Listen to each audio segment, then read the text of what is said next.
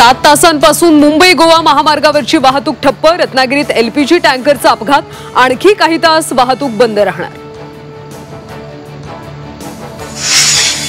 ठाकरे बंधूंच्या मनोमिलनासाठी नातेवाईकांचे प्रयत्न सुरू असल्याची माहिती। महापालिका निवडणुकांच्या आधी दोघांना एकत्र आणण्याचे प्रयत्न।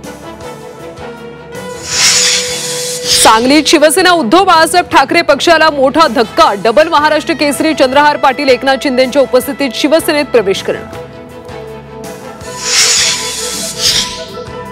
सोलापूरमध्ये लक्ष्मण हाकेंच्या विरोधात राष्ट्रवादी आक्रमक। हाके जिथे फिरतील तिथे सुपारीनं स्वागत करण्याचा कार्यकर्त्यांचा इशारा। शस्त्र परवाना प्रकरणी हगवणेंच्या अडचणीत वाढ। पुणे पोलीस हगवणे बंधूंचा ताबा घेणार।